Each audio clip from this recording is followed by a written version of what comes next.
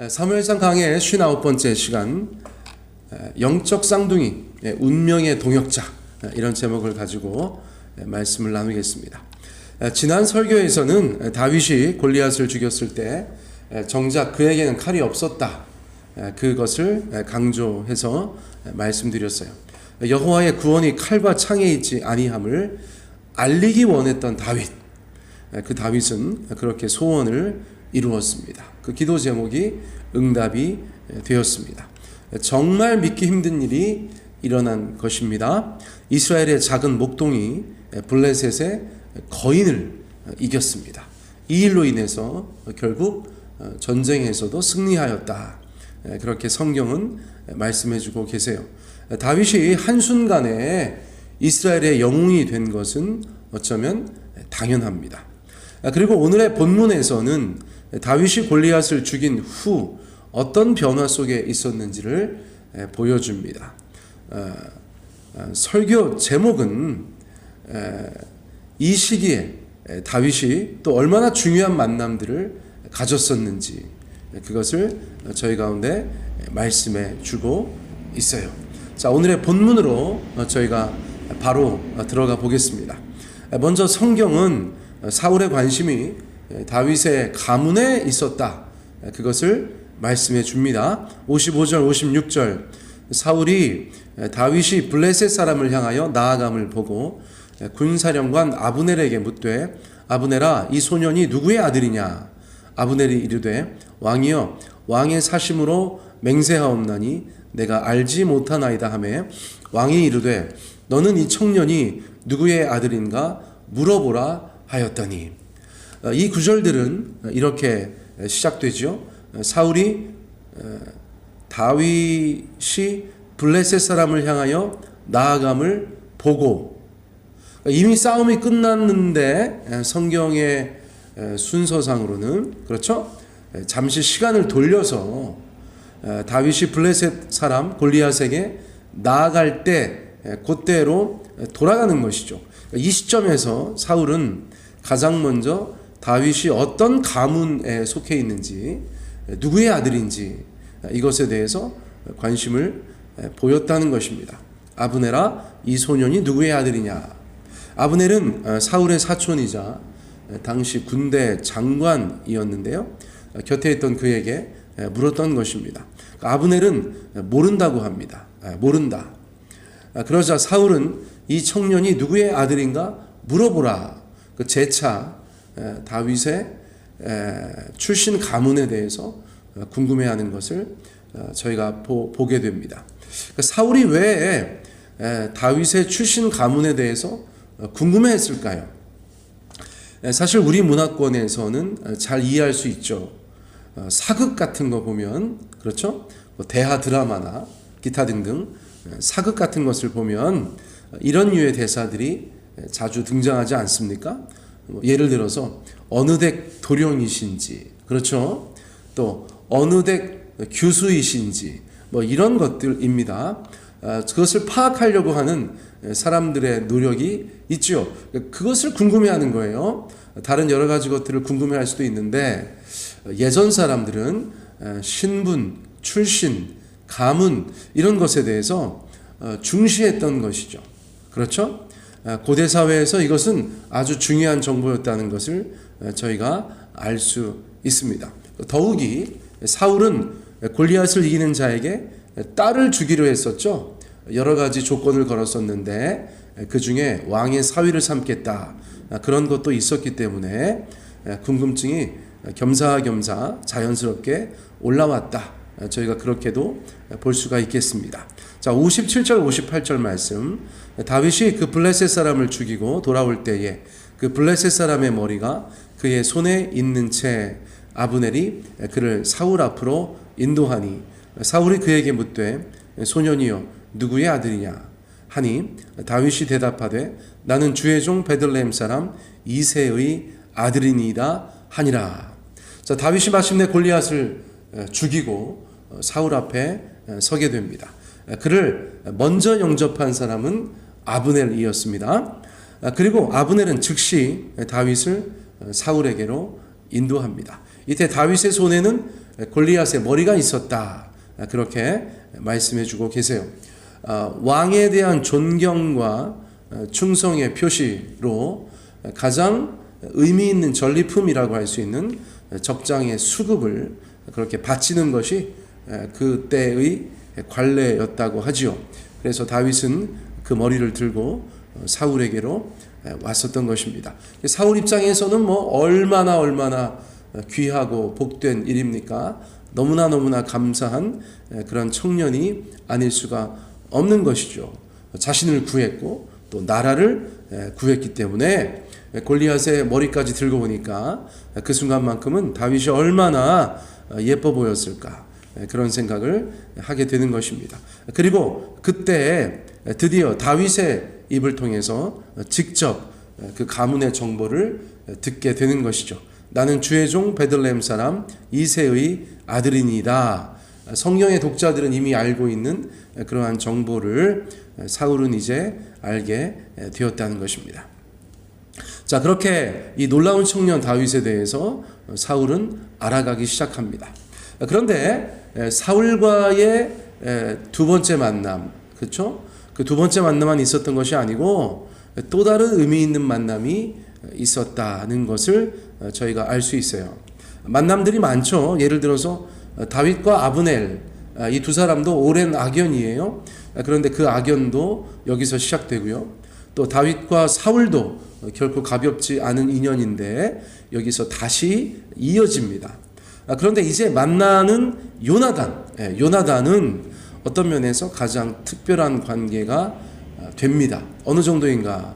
다윗과 요나단, 데이빗 앤 조나단. 예를 들어서 영어 표현이 그런 표현이 있는데 영미권에서 가장 좋은 친구, 남자와 남자 사이에 가장 좋은 친구를 나타낼 때 데이빗 앤 조나단 이렇게 표현하죠. 그만큼 다윗과 요나단은 베스트 프렌드, 절친의 대명사로 그렇게 서양 세계에서 알려져 있죠.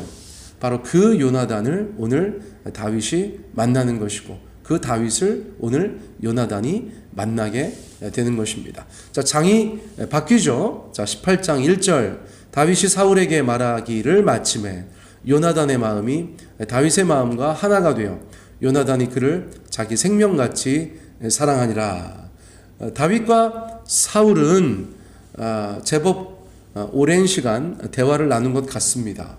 뭐 네가 네 집 아들이냐, 이새의 아들입니다. 거기에서 딱 끝난 것은 아니고 얼마나 궁금한 것이 많았겠어요. 그렇죠? 제가 엊그저께도 저희 지방의 목사 안수 희망하는 두 분의 전도사님과 인터뷰했는데 뭐 혼자 한 것은 아닙니다. 7명의 목사님들과 함께 했는데 그거 궁금한 거 엄청 많거든요. 도대체 왜 목사 안수를 받으려고 합니까? 현재 하는 사역은 무엇입니까? 목사 안수 받고 나서 어떤 계획이 있으십니까? 어떻게 하나님께서 부르셨습니까? 가족들은 어떻게 생각합니까? 별의별 질문이 끊이지 않거든요. 그런 것이죠.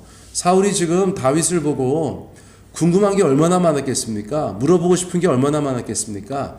그러니까 짧은 대화였다고 보기는 어려워요. 제법 오랜 시간 대화를 나눈 것이 분명합니다. 그리고 나서 다윗이 사울에게 말하기를 마침에, 그때 요나단 왕자가 곁에 있었다는 것이에요. 요나단 왕자. 이미 사무엘상 앞부분에서 요나단은 몇 차례 등장했죠.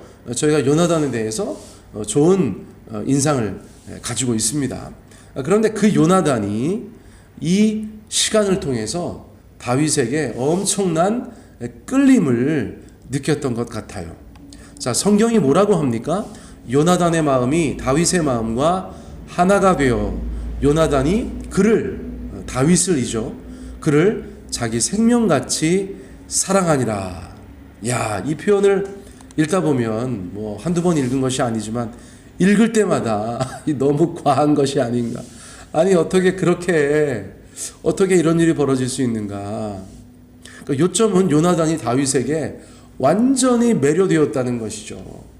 그런데 표현 자체가 뭐 생명같이 사랑했다, 남자와 남자 사이에 이렇게 표현하니까 엉뚱한 생각도 드는 거죠. 그런데 당연히 그런 동성애와 같은 그런 감정이 있었다는 것은 결단코 아니고 절대 아니고 다만 한 멋진 하나님의 사람이었던 요나단이 더 멋져 보이는 하나님의 사람 다윗을 만나고 그에 대한 경애와 애정 그리고 존경과 우정이 일순간에 그의 마음을 사로잡았다. 저희가 그렇게 이해할 수가 있겠어요. 자, 저는 이렇게 생각합니다. 예를 들어서 사무엘상 14장 6절 말씀이 있어요. 자, 제가 읽어보겠습니다. 우리가 이 할례 받지 않은 자들에게로 건너가자. 여호와께서 우리를 위하여 일하실까 하노라. 여호와의 구원은 사람이 많고 적음에 달리지 아니하였느니라. 자, 제가 어떤 사람이 이야기한 것을 고스란히 옮겨드렸는데요. 이거 누가 한 말입니까? 제가 다시 한번 읽어드릴까요? 마지막에만 읽어드릴게요. 여호와의 구원은 사람이 많고 적음에 달리지 아니하였느니라. 누가 한 말이에요? 그렇죠. 요나단이 한 말입니다. 요나단이. 그런데 여러분, 잠결에 언뜻 들으면 그렇죠. 누가 한 말 같아요? 그 다윗이 한 말 같잖아요. 다윗이 한 말 같죠? 요나단이 다윗에게 가졌던 마음, 이게 어떤 것인가? 저는 이렇게 이해가 되는데, 하나님과 하나님 나라에 대한 동일한 신앙과 열정, 또 도전과 헌신, 이러한 것들이 다윗에게서 보였던 것이죠. 여러분, 이것은 너무나 매력적인 거예요. 이게 남자와 남자라고 해도, 여자와 여자라고 해도, 심지어 남자와 여자나 여자와 남자라고 해도 또 다른 인격에게서 같은 신앙에 대한 열정과 도전, 헌신, 충성, 어떤 열매, 또 경이로운 점들, 이런 것들이 보이면 저희는 충분히 그것에 대해서 좋게 평가하고 마음이 열리게 된다는 것이죠. 영적 쌍둥이를 만난 느낌, 운명의 동역자를 만난 느낌, 저는 요나단이 다윗을 향한 마음이 바로 그러한 것이었을 것이다 생각이 되어지고, 다윗도 요나단과 마음을 같이 했다. 그럴 때 역시나 다윗도 요나단에 대해서 그런 마음을 가졌던 것이 거의 분명하다. 저는 그렇게 생각이 되어져요. 왜냐하면 저도 그럴 때가 있거든요. 저도 그런 마음이 들 때가 있어요. 여기저기 다닙니다. 국내에서도 여기저기 다니고, 해외도 다니고, 목사님들, 선교사님들, 기타 아주 헌신적인 성도들을 많이 만나는데, 그렇게 만날 때 정말 하나님을 사랑하고 하나님의 일에 열심을 가진 사람들을 만나면 잠시나마 다윗과 요나단을 꿈꾸는 것이죠. 마음이 좋거든요. 선배라면 존경스럽고, 동년배라면 친구가 되고 싶고, 후배라면 아끼고 사랑하고 키워주고 싶은 그런 마음이 제 안에서 일어나는 것들을 보게 되거든요. 그런 면에서 다윗과 요나단이 멀리 있는 것이 아니다. 그런 생각이 든다는 것이에요. 여전히 멋진 하나님의 사람들을 만날 때 우리는 다윗과 요나단이 그렇게 되는 것입니다. 여러분, 저는 고등학교 1학년 때 교회를 다니기 시작하고 나서 처음으로 그런 친구를 만났었어요. 그래서 저희가 성경을 막 알아가기 시작할 때 이 다윗과 요나단이라는 말을 알게 됐거든요. 그래서 야, 네가 다윗해, 내가 요나단 할게. 그렇게 서로 이름도 나누어 가졌었던 친구가 있어요. 그런 친구가 있어요. 제가 요나단이었습니다. 지가 다윗을 한다고 해서 제가 요나단이었는데, 성경에 따르면 요나단이 형이에요. 요나단이 형입니다. 나중에 다윗이 요나단을 형이라고 하죠. 자, 그것입니다. 다윗과 요나단, 저희가 멋진 사람을 만났을 때, 영적인 쌍둥이, 운명의 동역자, 그런 느낌을 받을 때 우리는 다윗과 요나단 같다, 그런 표현을 쓴다는 것이에요. 자, 그러므로 사랑하는 성도님들, 여러분들도 다윗과 요나단 같은 그런 영적인 쌍둥이, 귀한 동역자들을 만나게 되시기를 바라요. 많이 만나게 되시기를 바라요. 꼭 한 사람 아니어도 되고요. 그렇죠? 숱한 다윗과 요나단이 우리의 삶 가운데 있을 때 우리의 삶은 더욱더 주님 앞에 힘이 나고, 그렇게 주님 앞에 복된 삶이 되는 줄 믿습니다. 또 서로가 서로에게 그렇게 다윗이 되어주고 요나단이 되어주고, 또 요나단이 되어주고 다윗이 되어주는 그런 일들이 있으면 좋겠다. 그런 생각이 드네요. 자, 그리고 나서 사울이나 요나단은 일단 골리앗을 죽이고 이스라엘을 위기에서 구한 다윗에게 최선을 다해서 선대해요. 자, 2절 말씀 볼까요? 18장 2절. 그날에 사울은 다윗을 머무르게 하고 그의 아버지의 집으로 다시 돌아가기를 허락하지 아니하였고, 요나단은 다윗을 자기 생명같이 사랑하여 더불어 언약을 맺었으며, 요나단이 자기가 입었던 겉옷을 벗어 다윗에게 주었고 자기의 군복과 칼과 활과 띠도 그리 하였더라. 아멘. 사울은 일단 다윗을 자기 곁에 둡니다. 세상에 이런 용사가 어디 있어요? 은인이죠. 은인. 그렇게 다윗은 사울의 신하가 되는 것입니다. 자, 요나단은 무엇을 합니까? 그는 일단 다 주고 봅니다. 겉옷도 주고 군복도 주고 칼도 주고 활도 주고 띠도 주고, 여러분 다 주었다는 것이에요. 다윗의 입장에서는 하루아침에 삶의 많은 부분이 달라진 것을 경험하게 되는 것입니다. 왕의 호의, 왕자의 선대함, 그러한 것들이 너무나 새롭게 크게 다가오는 나날이었을 것이에요. 다윗도 질세라 이러한 호의와 선대에 대하여 부응하는 모습을 보이죠. 5절 말씀 보세요. 다윗은 사울이 보내는 곳마다 가서 지혜롭게 행하매 사울이 그를 군대의 장으로 삼았더니 온 백성이 합당히 여겼고 사울의 신하들도 합당히 여겼더라. 먼저 사울은 신하가 된 다윗에게 이런저런 군사활동을 시켜봅니다. 다윗은 놀랍게도 보내는 곳마다 가서 지혜롭게 행하였다고 해요. 이전 말씀에 사울은 어디 가든지 아주 용감한 일꾼들, 그들을 군대로 모집하고 다녔다, 그런 표현이 있었죠. 그렇죠? 자, 다윗은 그런 맥락에서 볼 때 너무나 훌륭한 용사이지요. 한두 번의 운이 좋아서 그렇게 된 것인지 아닌지 그것을 판단해 보기 위해서 이런저런 군사활동을 시켜보았던 것 같아요. 그러니까 사울이 보내는 곳마다, 그렇죠? 근데 어떻게 하였어요? 운이 아니었다. 왜요? 보내는 곳마다 가서 너무 다 잘해요. 지혜롭게 행하니까 참으로 높은 점수를 받을 수밖에 없었다는 것이죠. 그래서 사울은 그를 군대의 장으로 삼았다는 것입니다. 그러니까 아브넬은 가장 높은 군대 장관이고, 여기에서 사울은 백부장 정도가 되는 것 같아요. 왜냐하면 나중에 천부장이 되잖아요. 그러니까 천부장보다 밑에 장교급 백부장 정도 삼은 것이죠. 처음부터 어떻게 군대 장관을 삼습니까? 백부장부터 시작하는 것인데, 이것도 아직 20살이 채 되지 않은 그런 어린 나이였다는 것을 생각해 보면 대단한 것이죠. 그런데 그런 초고속 승진, 놀라운 발령에 대해서 온 백성이 합당히 여겼다는 것이죠. 왜 안 그러겠어요? 또 사울의 신하들도 합당히 여겼다. 모든 것이 검증되었다. 다윗은 하나님께서 이스라엘을 위해서